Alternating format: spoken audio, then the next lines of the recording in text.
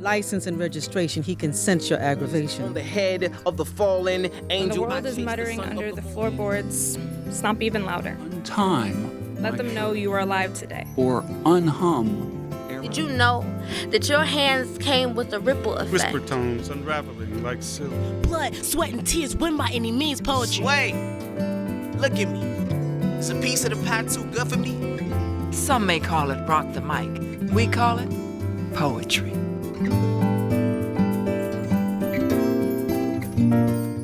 Against all odds.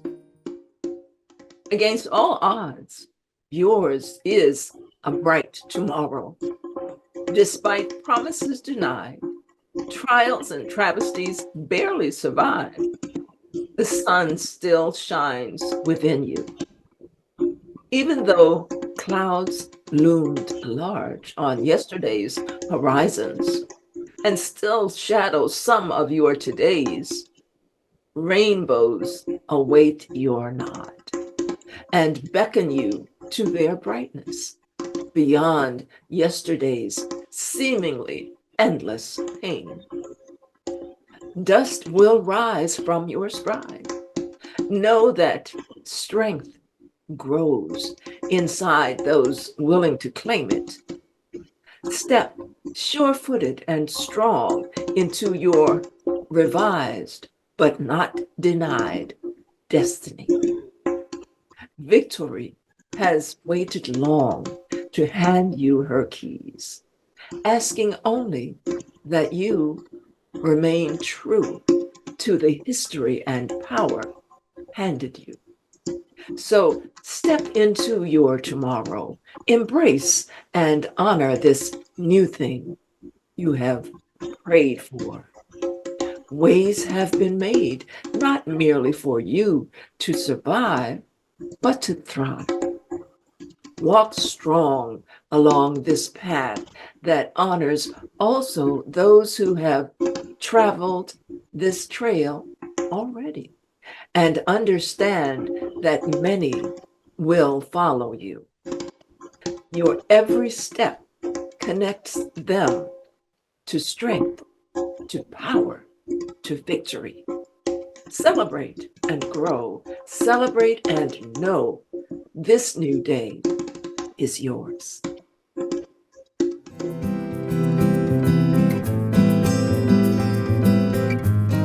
Hello, Sojourn with Words family. Welcome back. And for those who are new to the show, welcome. We are excited today. We stay excited at Sojourn with Words because we have the premier poets from throughout not just Prince George's County, not just the DMV, literally around the world. Today we have Cherryl T. Cooley, who is with us all the way from Virginia. But let me tell you a little bit about it. First of all, welcome, Cherryl. Thank you. Good to be here. Very happy to have you. For our viewers, and you'll of course get to know Cherryl much more so through her poetry than the bio information, because we know poetry reveals all. But today, let me tell you something about Cherryl T. Cooley. She is the president of the Poetry Society of Virginia, where she speaks at conferences, festivals, and organizations as a branding, narrative, and digital content expert. And I shouldn't say where she, because this is what she does throughout, whether wearing the hat of president of the Poetry Society or otherwise. And as you're about to find out, she wears quite a few hats. Now, she has worked as a poet, a journalist, Marcom manager, enterprise storyteller, content experience designer, and narrative strategist for government, corporations, and nonprofits. As a poet, she and her work have been featured at the Lincoln Center for Performing Arts, Museum of Modern Art in Essence, and Poetry magazines, and on the Oprah Show. Now, some of the themes she explores in her work include family, Southern traditions, women's voices, and experiences. Let's see, cultural icons, historical context, and sound and musicality. A very varied experience. to be sure. Now, also as a playwright and fiber artist, she lives, works, and loves powerfully from Northern Virginia. And one of the things that I want to ask before we get into too deep into this conversation, the position of president of the Poetry Society of Virginia versus the poet laureate of Virginia. Talk to us about the difference between those positions which represent the state of Virginia. And we know that, of course, the poet laureate works to encourage the exchange of arts, particularly poetry, information, and perspectives, and serves as the premier ambassador of poetry for the state. Tell us about the president of the Poetry Society of Virginia. Well, thank you for asking that question, Sistah Joy. The president of the Poetry Society, first of all, assumes a role that has been around for more than 100 years at this point.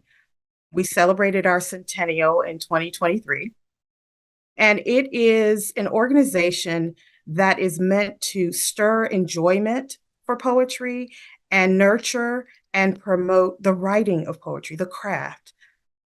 As the president, I am charged with keeping that momentum going for 7 regions throughout the state. We host readings, of course, poetry readings, but there are also other events, festivals. I had someone contact me this week. They were looking for a youth poet to open up a conference. We help promote members' books and almost anything that it takes to be a writer. So I am pleased to sit in this space at 100 years, surveying everything that has gone on before me and very definitely pushing us in a direction that makes us thrive as a 21st century organization. The Poet Laureate is a position that the Poetry Society of Virginia has historically recommended a short list to the governor for, and the governor chooses from, I think it is 3 people to appoint as Poet Laureate. The current sitting governor chose to go in a different direction, but our role in that process is written into Virginia State Code, and we have been thrilled and happy to think about things like the criteria for becoming Poet Laureate, what it means to the state, how we can advance and promote poetry to not just poets or to people who teach poetry or who understand poetry, but to every citizen across the state. Wonderful, wonderful. And so it sounds like there's a natural connection between the two positions. And is this something that you frequently interact with the Poet Laureate for Virginia? Or is once that appointment is made and the recommendation is made, then it's hands off and, you each retire to your respective corners? So I will say that the Poet Laureate usually has his or her own agenda that is really supported through the governor's office.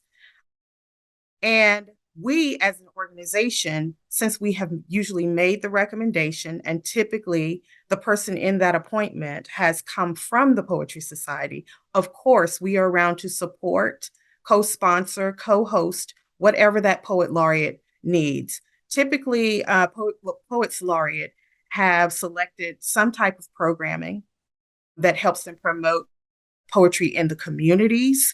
And we usually step in and say, we're here if and when you need us. I wouldn't say anything is ever hands off for us. We are very active in really pushing programming and helping the Poet Laureate have appearances at our events. And we do an exchange in that way. That sounds wonderful. Having previously served as Poet Laureate for Prince George's County, I can only imagine such support. So I'm very honored to learn more about that in the state of Virginia. Now, I understand that, of course, you're a poet, but you're also a playwright. Now, what other hats do you wear in your creative life? It might be easier to say which hats I don't wear. I come from a father who is a gospel musician.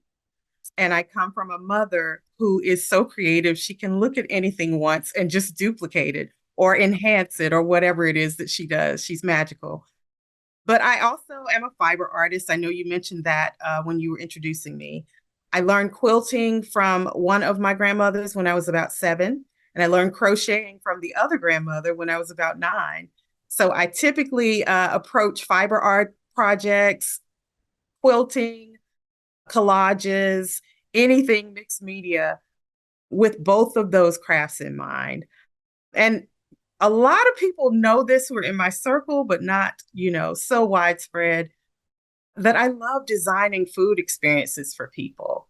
Not just the food itself, but I like the whole experience. What's the conversation? What are we peddling, if anything, while we're in the experience? How can we bring words to bear on the experience? I love designing entire experiences based on food. Fabulous, fabulous. Well, truly bringing the culinary arts into creative experiences is always well received in any circle that I'm a part of. Okay, now, Cherryl, I understand that you've indicated that you're a narrative strategist. What does a narrative strategist do, and how does that connect to your life as a poet and playwright? Well, a narrative strategist is a person who uses storytelling to achieve a goal. Got it. In our world, narrative strategy helps determine how people act, think, and feel about a thing and how they move through the world and what their opinions are. I believe that from the time we get here, we are in a narrative, we are producing content. We ourselves are pieces of content in other people's stories. So storytelling is all encompassing. It's everything from the moment we take our first breath. One of the things I always tell people is that if I had known more when I was younger, I would have been very definitely more invested in storytelling over the entire course of my life. But I think the thing that people don't really remind themselves of, or they don't tell younger people, is that you have the power to change that narrative at any moment in your life. It's never too late as long as you're still breathing. And we want to really focus a lot of times in narrative strategy on the narratives or the stories that really advance good causes and that really move people away from creating harmful stories. How it connects to my body of work is just that. I'm always conscious as an artist about what narratives I'm creating out in the world. My work as a whole tells a story about who I am and what I believe. And I like to make sure that whatever it is that I'm creating is really, really aligned with those beliefs and the narratives that I choose. Got it. Okay. One of the things that I recall, I guess, reading somewhere about you is that you have a view on the starving artist myth. Can you tell us, talk more about what that means to you and how it's relevant for artists and creatives in our times? Well, it is a myth. I think from the time I was cutting my teeth on poems as a young girl, there's always this undercurrent that if you are an artist and you are worth your salt, you have to suffer.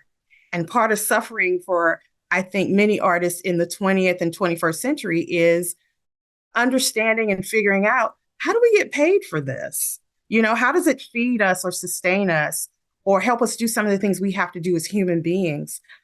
I do think that it is a myth. And when I started really challenging and pushing back on some of that is when I heard my grandmother make a statement about our family, just saying, we don't seem to be able to hold on to any money, so we must have a curse on us. And it startled me so much that I went to work proving her wrong. I said, no, Granny, it's not that we have a curse. I don't want to think of my life that way. I think it's that we haven't made good decisions. And because I understand narrative, I'm going to shift the narrative from that, which I think is harmful, to something that I think will advance us or do good for us. And I set out doing just that. But I think it's relevant for artists to understand, and others, not just the burden is not just on artists, but we all need to understand that the process of writing a poem requires as much strength and smarts and sweat as any other job. And that is something we don't want people to take for granted. And we want artists to be compensated for that time that they spend creating this beautiful thing that's been requested of them. And I think more artists need to think that way. And I think we need to start telling our young artists that so that they can prepare and not feed into what I'm calling the starving artist myth. You don't have to starve in order to make great art. You don't have to. Okay, well, I'm very much in favor of that. Thank you for that. And before we get into actually hearing your poetry, which I know everyone is excited, I want to ask one final question, and that is, of course, you were appointed in May of 2023, you were elected rather, the first African-American president of the Poetry Society of Virginia. What are your hopes for this role and for the organization under your leadership? So many hopes, so many hopes. But first and foremost, the first hope is that I hope we all have the tools, us as poets and the agency, to just keep creating. That is something that's very important to all of us, not just in a practical manner, but also spiritually. Secondly, for Poetry Society of Virginia specifically, I want us to operate more efficiently as a 21st century organization. As poets, we're addicted to pen and paper, and it's great for your craft, but it may not be great for operating the organization. I encourage people in this organization to work smarter and not harder so that we all still have the time we need to be poets. Third, I'm really focused on trying to bring more light to marginalized voices. And I don't just mean that from a demographic perspective, like uplifting BIPOC writers, but I also mean from the perspective of hearing more than the usual people that we hear all the time. I want to make sure that we're bringing those voices to light. For whatever reasons they aren't being heard, I want to make sure there's space for them to be heard if that's what they choose. And then finally, this is probably something that carries my spirit in this role. I always recognize that I am representing my ancestors, and I represent the spirit of one ancestor in particular, Samuel Thomas Vassar, who was known to use letter writing to create change in his community of Seaboard, North Carolina. I have recently, because I'm also the family genealogist, discovered that he wrote a letter all the way to President Roosevelt, Franklin Roosevelt, and he received a response, and it actually pushed the change he was looking for right at home. So he is one of the people that I do a lot of things for. Okay. Well, we're going to transition to allow our viewers to hear some of your poetry. But before we do that, can you give us your website, or how can persons learn more about the Poetry Society of Virginia, about Cherryl T. Cooley, and whatever it is that you would share artistically? Okay. To find out more about the Poetry Society of Virginia, please visit poetrysocietyofvirginia.org. To reach me personally, you can send a message to poetrysocietypresident@gmail.com. Okay.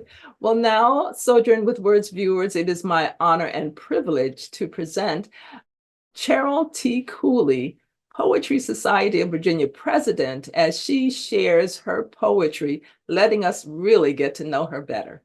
Cherryl, the mic is yours. Thank you. I am going to share first a poem that I wrote about one of my ancestor heroes, Nina Simone. And it is considering the house that she grew up in North Carolina, which is where I grew up. And I won't say any more, I'll just read the poem. It's called Nina Simone's 3-Room Childhood Clapboard House. Enduring A-frame house, ashen overlap, splinter after splinter, livid brick legs bowing beneath the sagging hips of worn wood, algae-crusted steps, a bare porch rocker, the dingy front door, a cuboidal mouth opening to frameless rooms, frangible floors, hand-stitched pastel quilt squares draping a rusting iron bed, just past the blue shiplap room, cold, dark, wood-burning stove, a silenced kettle, sheer pushpin curtains, curled windowsill paint, still shiny Jesus, the cross, the wall-mounted phone, its hand crank, near a starless window, the piano, the standing sheet of bold font Bach, timeless, engraved, curvy pump organ, defiant and relentlessly Black. The next one is from a manuscript that I've been holding on to for far too long about tap dance legend Gregory Hines, who's one of my heroes as well. And this one is called Percussion. If you listen closely, you can hear Gregory tapping in this poem. Percussion. Tattered mammalian bones scat, waist bend on the downbeat, feet a shin on a swipe breeze, toes the axis of hoof speed. Tap is this, and tap is that. Sweet muskmelon on monkfish, hoe cake as lady finger souse, cuke flesh from low country vine, bone suck, yard bird, white rind. Hungry, I whirl on a wish, conga and clog as my side dish. Full giddy shuck on down pat, sweet grass and cocklebur dew, neck iron, red boa, chattel blue. Tap is poke with, tap is pluck at, soap slick bubble up bath mat, rope thick huckabuck laughed at, cocked straw, brim felt, top hat, lockjaw, hem yelp, combat. Yeah, tap is this, tap is that, poke with, pluck at.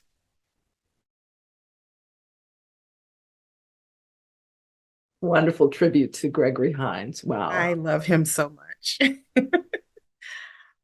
The next one is what we call an Ars Poetica.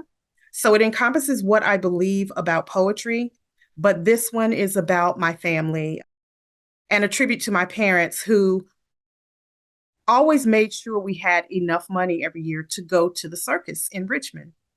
So this one is called Trapeze, the greatest show on earth.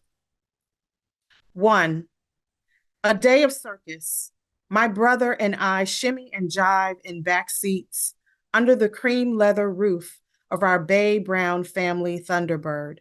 For $5 hard-earned dollars, we will get life-size posters of midget twins in tuxedos, drum rolls, and a ringmaster. Lions and cheetahs crawl from immense steel playpens, and I don't blink. We, a Black family from a shabby house, have rubbed 2 nickels together for change. Even the flying Walendas can't hang and connect from our trapezes. 2, we are a 3-ring family flying our carbird to Richmond. We want circus. Daddy peels a $5 bill from his wad of ones so we can see clowns, painted men who look like bright nosegays, pinks, reds, oranges, white, and jumping yellows. Daddy's face is many browns and frowns. I look at him looking at clowns, sucking popcorn husk from his teeth, same enamel suck noise of the tongue as it slides over bicuspids, making mouth wind after meat. In an end ring, 22 clowns have begun to stow themselves in a chartreuse Volkswagen Bug. I remember that we have come to this tent riding the hum of nut brown metallic roar and dreams beneath an alabaster cowhide roof. Amid knocking pistons, we are flowers, larkspurs blooming in Daddy's yucca blades. 3, the hucksters, peddling peculiar to 5,000 natural curiosities. In frenetic dramas, they've got our little red wagons. General Tom Thung's thick Minikin thighs scoot and ski past rope dancers, tumblers. Gunther the trainer cracks the whip, leads the leopard's tawny and black spots to jump through fire. The one-trick pony simply gallops, nothing more. Cud-chewing llamas raise their necks, peeking us. We are a caravan dressed in glimmer and dust, Black people with pocket change. We stagger in wide-eyed applause. For we are wire walkers, a Black family from a threadbare house, our own. We have saved mutts of candy money for carnival. An enclosed car of traveling talents, we entertain spectators, give a series of farcical acts that end in faith. The greatest of these is putting one day and soon in the same sentence. We survive falls, plunge thousands of feet into straw. Nothing is there to catch us. Very wonderful, wonderful. Thank you so much. Thank you for sharing both personally and literary poetry to some of the greats. We know that persons that you've celebrated through poetry are well known to all of us, and we well understand why one would be so moved to pick up a pen and do a wonderful tribute such as you. Thank you for that. And thank you again for being with us here on Sojourn with Words. Our viewers will undoubtedly want to reach out to you, so you've given contact information. We are very honored to have you as a guest poet here on Sojourn with Words, and hopefully you'll stay in touch and let us know what's happening down there in Virginia, and also let us know how we can support you and poets in under your jurisdiction. I definitely will. Okay. Now, I know it's been a whirlwind of a half-hour show today, but is there one point that you might want to make mention of before we close out today? Just one brief point. One brief point is embrace writers as the workers and the creatives that they are. Okay, absolutely. Well, this is again another episode of Sojourn with Words. We're celebrating our 18th, almost 19th year on air. And thank you for all the viewers who have allowed us to receive recognitions over the years. We've received 3 Telly Awards for excellence in cultural programming such as what you've experienced today, presented by the poetry and the storytelling of Cherryl T. Cooley, the president of the Poetry Society of Virginia. Remember, whenever you have that opportunity, pick up a pen.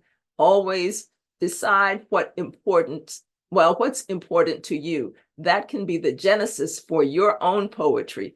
Don't think that what you write down first is the poem. That's simply the inspiration for the poem, because poetry is an art form. It requires crafting and finesse. Take the time. But today we're honored to have presented once again the very best. And we look forward to hearing from you. You can reach me on my website, sistahjoy.com, right here, online at any time.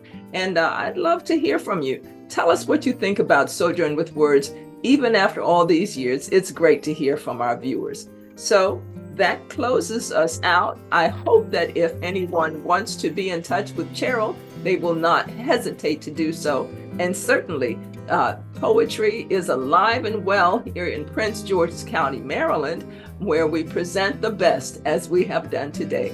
Thank you again so much, Cherryl T. Cooley.